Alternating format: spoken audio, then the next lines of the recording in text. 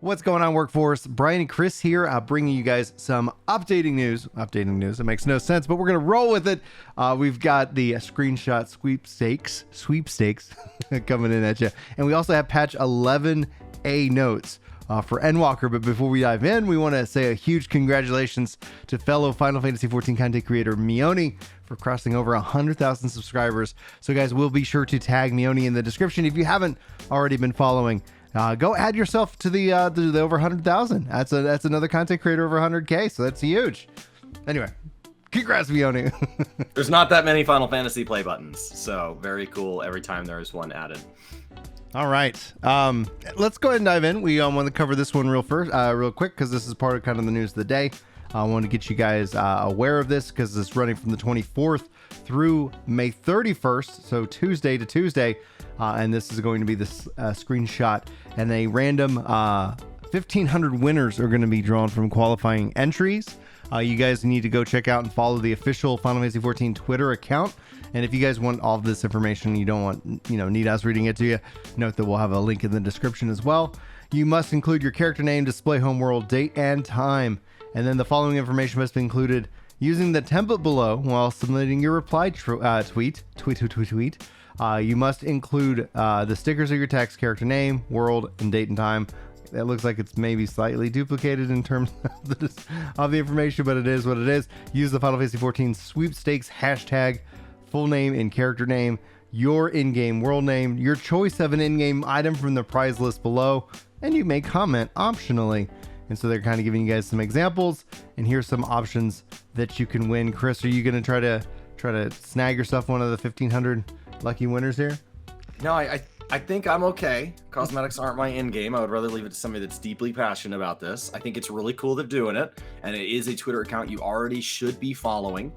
So that is, if nothing else, there's a good reminder there. As another reminder, since I know that Final Fantasy XIV has no add-ons in the community, posting screenshots with G-Shade, while G-Shade may be one of those things that's kind of like in this more permitted state, posting screenshots of the game modified in any way with a watermark is against TOS. So putting those to the official Final Fantasy Twitter account would be a no-go for the one or two people out there that have discovered this game has add-ons at all. I know most of us are like, what add-ons? There's no add-ons. This was all catfishing scheme. So just as a reminder, that is why when you see people doing fan art, that is meant to be no watermark, treated as if they had done it in Photoshop. So just be aware of that. All right. As a secondary announcement before you get to this, those of you with housing, it is the 24th. You have until the 26th to claim your house if you won the last lottery. The new lotteries will resume on the 27th, hopefully without hiccup, and we will not hear about housing drama until the next wards are added. And so we will stay silent on that for hopefully I'd say 18 months. I'd love to say forever, but let's be realistic. I will talk to you guys about housing again in 18 months. Yeah, when they announce like, hey, we're now going to build housing in this location. Yep. And it's like, okay. And then it ends up being a whole expansion later before it actually finally gets added. So it's like, coming in 2025. We're going, the Loppers have been busy. All right, so we have patch 6.11a, which is, that actually kind of surprised me in terms of the lettering, but that kind of took me back all the way to 1.0, in which we had kind of a patching with letters and what have you, but it is how it is. This is primarily going to be focusing on two key aspects, PvP battle updates, which I think are kind of interesting to see, especially as kind of adjustments continue to get made to PvP, but also the automatic logout has been turned off. So that, which was implemented for the expansion, now this is kind of seeming like a natural time where you don't need to necessarily worry about that anymore. But let's go ahead and dive into the jobs. Chris, if you have any jobs that you want to specifically kind of talk about, I know you like your warrior and all that, but go ahead. No, I think the timing of this is unique. So before we get kind of into showing these off, I think the timing of this is really unique because we're expecting patch 6.15 in June, 6.18 being data center visit in July, and then looking at 6.2 in August. And so with 6.15, it's saying, additional action functionality will be made in patch 6.15. That's right around the corner. So the fact that they would do this now, there has been a debate within, I've listened to some of the PvP themed kind of podcasts and stuff like that. Listen to like Brian Ricardo and Ren and many others talk about PvP. And what I've found is like within the people who are really good at this, their concern has been that they're not going to regularly update this. They're not going to regularly and meaningfully continue to make this vibrant, because what will happen is a meta will settle in, all the jobs we kind of played one way, and then that's what creates PvP being stale, and they can only add maps so fast. So the ability to go in and continually adjust the balance is the sign of a healthy game. Even if that balance causes you to be like, well, I used to love Black Mage and now I love Monk, that can be a good thing. And so kind of seeing people feel that, well, how often are they really going to update this? And then seeing them update it between the patch that it dropped in and the half patch, I think is a really good sign for the early health of this content. Yes. And to kind of jump into some of these changes, like the first thing I was like, oh, they're actually making changes to Gunbreaker. But then as we scroll through, like they're touching a lot of the different jobs here. So starting off, Gunbreakers with Rough Divide increase the damage of healing potency and additional effects. No Mercy has been changed from 10% to 20%, and Relentless Rush, their limit break, the additional effect reduces damage taken by 25% actually has been added. One of the biggest complaints, especially for the Gunbreakers limit break, is that you could kill them during it and they don't really get the full effect unless it finishes, and so it just kind of felt a little bit like oh man, you just kind of feel bad. So having them increase their durability during that I think is actually pretty significant.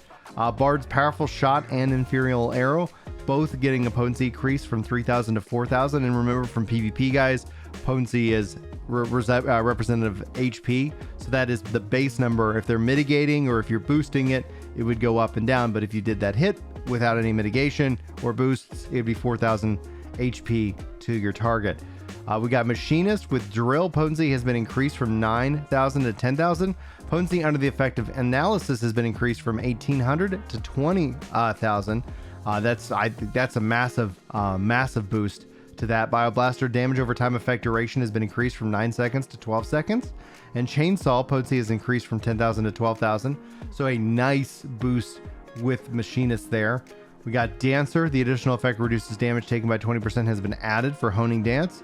And potency has been increased from 4,000 to 5,000 for Fan Dance for the Dancer. Now, generally speaking, I love the Black Mage. Like, that is what I really enjoy PvP on, but I got to get that XP. I got to get that XP as we work towards our very slow race to 90. You have 79 left now. Woohoo! Slowly but surely. Anyway, let's jump in. I'm curious. I don't know if you've been keeping your count, but I update. I haven't. I let you do Lodestone. I let you do the work. We got Fire. The Astral Fire 2 effect duration has been increased from 15 to 30 seconds. Blizzard Umbral Ice 2 effect, because my voice fails me, has been increased from 15 to 30 seconds. Burst potency is increased from 1,200 to 1,600. Barrier potency is also increased that same, and the barrier is basically shielding you. So you go in, you get a nice hit on your targets, and you get a nice little 1,600 potency heal or shield, essentially. Paradox now is a charge to action with a maximum of 2 charges. Nightwing Half Asleep effect also reduces movement speed by 50%. Wow, that's awesome. And then you have Half Asleep effect duration has been reduced from 4 to 3 seconds. Sleep duration has also been reduced from 4 to 3 seconds. You look like you're smirking there. You got a comment at all? No, I'm just happy with a lot of this. As somebody that, since I'm pursuing experience, I like Crystal Conflict a lot, but Frontlines Roulette is an incredible amount of experience every day. And the problem with Frontlines is that it's really easy for somebody to just bail, and they just survive. And like, somebody marks them, and then you're like, do I dive in there to try to finish them? And then now I'm caught off like way too deep in enemy territory. So there's this push and this pull, and sometimes it feels like it's way more chaotic than it was before all these changes, but it feels like sometimes people just don't die when they should. There's other times we just light them up. And it feels like a lot of these like dots increasing, these big burst buttons increasing, feels like, when somebody gets marked and everybody pays attention to the mark, they're gonna die. Like, I don't see anything in here that is helping people. Like, some people are like, well, I'm burning my ultimate and like, I'm going to be able to survive through that. Like, there's a little bit of like deserved survivability being added, but most of this so far is just like, yeah, we're going to destroy people. Oh yeah. And so then we look at like Fire 4 Flare, Blizzard 4 Freeze, all having reduced cast times, all having increased effect duration of the various Astral Fire and Umbral Ice, and Flare and Freeze having their potencies increased from 8,000 to thousand, I think, is just like a big boost to Black Mage Soul Resonance. Also getting a reducing damage taken by 20%. That's going to last for 15 seconds, so increasing your survivability in that regards. Summoner Slipstream potency has increased from 6,000 to 8,000. Windstorm potency has increased from 3,000 to 4,000. That's the dot of what you don't stand in it if you guys are like you don't have a summoner on your team. Don't be like, oh hey, this looks nice. It's going to put some damage on you over time. Radiant Aegis damage reduction has been increased from 10 to 20%. Barrier potency has increased from 8,000 to 10,000. Mountain Buster potency has increased from 2,000 to 4,000. That felt like that's definitely needed. Mountain Buster was always nice to kind of lock them in place, but then essentially just never felt that strong. Revelation potency has increased from 3,000 to 6,000, so some big boosts there for Summoner. Red Mage Corpse to Core damage reduction has been changed from 20% to 10%. Oh, that's rip Red Mage. Sorry, guys. I just hit Red Mage to 90, so I'm not as impacted because that's all I've been doing, Red Mage Frontline. And yeah, so it's as the resident self promo of the day, I would say that those of you expecting controller guides, expect updates to those playlists now that Brian has finished all of his magical ranged. Those will officially be posted over on Ginger JRPG. Yeah. That's where they're at. I actually just put out the Scholar, and then I was supposed to have the Astro up, but then I ended up got a nasty stomach flu this weekend, and I was like, well, I guess I'll get that done on like Monday or Tuesday. So once the Astro's done, then I'll be rolling out Black Mage, and then I'll be doing Red Mage. So then I'll have all the casters and healers and leveling tanks. So the process and the grind continues. It continues. And then finally, Astrologian Aspect of Benefic. Base cure potency has increased from 4,000 to 5,000. Maximum cure potency has been reduced from 1,200 to 10,000. 12,000, 10,000. To help till patch 6.11 was erroneous. The help text, in patch 6.11 was erroneous. Listing base potency of 4,000 and maximum of 8,000. So, okay, great. That's just the help text on it. Crystalline Conflict. When registering for a match in Crystalline Conflict, players can in the Crystal tier can now be matched with players who are Diamond 3 with 1 Rising Star or higher. The matching system will be adjusted further in future updates. We said that the no longer automatically being timed out of inactivity that has been turned off. This applies to areas. Songbirds. Yeah. Yeah, and feel free to take a break. Like, I'm gonna go get some food. Oh. And then they resolved a bunch of issues overall. Chris, do you want to knock out the resolved issues section?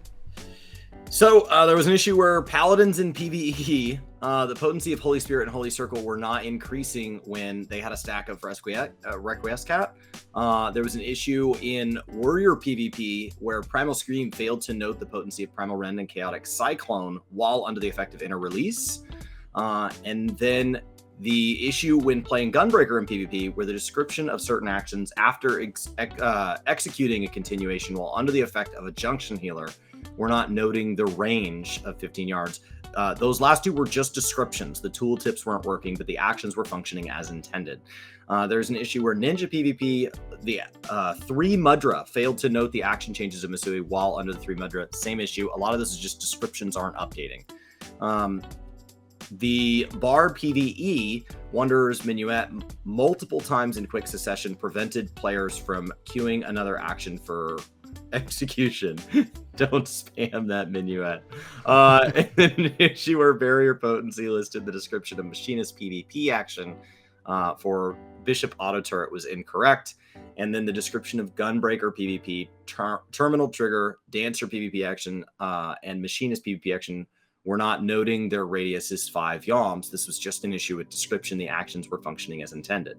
The PvP action where Red Mage displacement was erroneously increasing the healing potency of the limit of Southern Cross. They just fixed the glitch, I guess. And then they'll be going through and adjusting other minor things as well. There will be other issues that get updated like this. This is purely a just kind of potency adjustment and bug fix update. They could have easily waited until 6.15 to do all of this. It's in July. It's right around the corner, or it's in June. It's right around the corner. It's if this is truly side content, letting it linger for another 3 to 4 weeks would not have been the end of the world. So I think it says a lot about what they view Crystal Conflict to be within the context of 6.x. That they stopped to do all of this stuff, the bug fixes, the potency adjustments, all of that, now, like immediately, while they're busy dealing with Right. housing, while they're busy prepping 6.15, while they're busy testing data center visit, while they're busy, like they've got plenty on their plate. They did not have to do this now. I'm just happy that we're seeing obviously more investment in PvP. Been absolutely loving the system, and we actually do need to get the PvP guys on the podcast. We got some of that coming up and getting that scheduled for you guys. So hopefully we'll now have some announcements at some point here in the near future. But those are the patch notes. That is essentially kind of also the Final Fantasy 14 news for you guys today. Hopefully you got something good from this video. Chris, do you have any final thoughts before we wrap this video up? No, I would shout out to go enjoy Ponto. Now that Ponto is no longer going to get Pontoed, at the end here, I would say go check out Ponto over on Twitch. I think it's the Ponto TV is what his Twitch. I would never think of what somebody's Twitch name is actually spelled as. I discovered him through Fashionisha, through the Lulu clips, and my Lulu mug actually should be arriving like any day now. Oh, fun. So I'm excited to be moving away from like standard plain mugs to an upgraded mug. Here's my So white mug. At the end here, anybody who is My here at face. the end of this video is somebody who I think might be willing to take action on our behalf. And I would say go to Ponto's stream and regularly ask him why we can't get Pontoed mug. Okay. Like you can buy a Pontoed mug off Urban Dictionary. I don't want Urban Dictionary and a merch company to get the money. I want Ponto to get the money with whatever merch company makes the mug. So like, come on, Ponto, sell me a mug. All right, guys, thanks so much for tuning in. Hopefully you enjoyed this video. We'll be back with more Final Fantasy coverage and discussion for you guys this week. Until then, Take care.